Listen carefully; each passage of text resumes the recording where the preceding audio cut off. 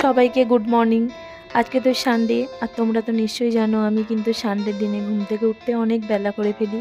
আজকেও কিন্তু অনেক বেলা হয়ে গেছিলো, মেয়ে আমার বর কিন্তু সবাই উঠে গেছিলো। আমি কিন্তু উঠেই যখন বিছানাটা গোছাচ্ছিলাম হঠাৎ কিন্তু চোখে এলো এই চিঠিটা।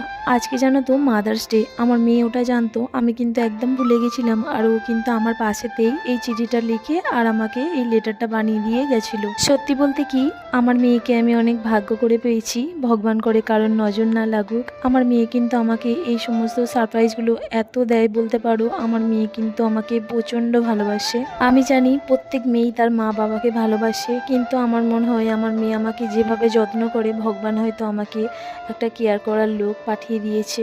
যাই হোক, আমি ঘুম থেকে উঠে যখন এখানে বিছানাটা গুছাচ্ছিলাম, ও কিন্তু আমাকে এই দুটো কটন এনে বললো যে মা তুমি কি খাবে তোলো। আমি কিন্তু কফিটা তুলেছিলাম, আমি কিন্তু চা খেতে ভালোবাসি। যাই হোক, আমি তো কফিটাই তুলেছি, সেই কারণে কিন্তু কফি বানিয়ে দিয়েছিল। ঘুম থেকে উঠে ব্রাশ করে কিন্তু আমি একটা গ্যাসের ওষুধ খেয়ে আগে কিন্তু আমি কফিটা খেতে বসে পড়লাম। আমি কিন্তু ডেলি চা খাই, কিন্তু আজকে যেহেতু আমার ওর কোটে নিতে উঠেছিল কফি, সেই কারণে কিন্তু আমি বললাম আজকে কফি খাবো। যাই হোক, কফিটা কিন্তু খুব ভালো বানিয়েছিল। তারপরে কিন্তু আমি বানিয়ে নিয়েছিলাম ব্রেকফাস্টের জন্য লুচি আর আলুর তরকারি। দেখো, ও কিন্তু আমায় খাইয়েও দিচ্ছে। জানো তো, ও কিন্তু সব খাবারই খাবার আগে আমাকে একটু করে আগে খাইয়ে দেয়।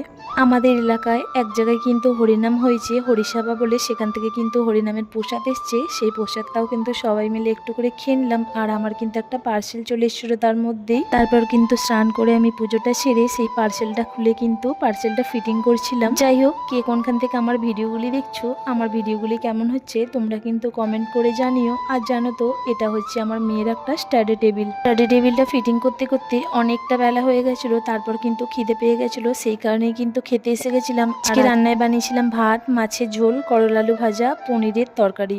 যাই হোক, ওদিকে খাওয়া দাওয়া করে ফের কিন্তু দুজনে মিলে এখানে ফিটিং করতে চলে এসেছিলাম। জানো তো, এইটা কিন্তু ফিটিং করার সময় আমাদের দুজনেরই টুকিটাকি কিন্তু খুটখাট এদিক ওদিক গায়ে মাথায় পায়ে লেগেই যাচ্ছিল, এদিক ওদিক লাগছিল, কিন্তু অনেক কষ্ট হয়েছিল এটা ফিটিং করতে। প্রথমে তো ভাবছিলাম আমি আর আমার মেয়ে কিন্তু এটা করতেই পারবো না, কাঠের মিস্ত্রি নিয়ে এসে করব।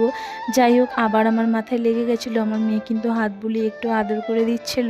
এই স্টাডি টেবিলটা আমার মেয়ের কিন্তু অনেক দিন ধরেই ইচ্ছা ছিল নেওয়ার, আমি কিন্তু ওকে কিনে দিতে পারছিলাম না। যাই হোক, আমি কিন্তু আজকে কিনেছিলাম। আর এই স্টাডি টেবিলটা আমি নিয়েছিলাম ফ্লিপকার্ট থেকে। যাই হোক, অনেক কসরত করার পরে কিন্তু আমি পুরোটা কিন্তু ফিটিং করতে পেরেছি। তারপরে কিন্তু পুরো ঘরটা পরিষ্কার করে নিলাম, কারণ ধুলোতে পুরো নোংরা হয়ে গেছে। তারপরে কিন্তু আমি একটু বসে একটু এনজয় করে নিলাম। যাই হোক, ফিটিং করার পর কিন্তু আমি পুরো টেবিলটা পরিষ্কার করে এদিকে ও বইগুলো এনে দিচ্ছিল, আমি কিন্তু পুরো বইগুলোকে ও টেবিলে সাজিয়ে দিচ্ছিলাম। আর ফাইনাল লুকটা দেখো কেমন লাগছে, তোমরা কিন্তু নিশ্চয়ই কমেন্ট করে জানিও। যদি নিতে চাও আমাকে কমেন্ট করো, আমি তোমাদের লিঙ্ক শেয়ার করে দেবো।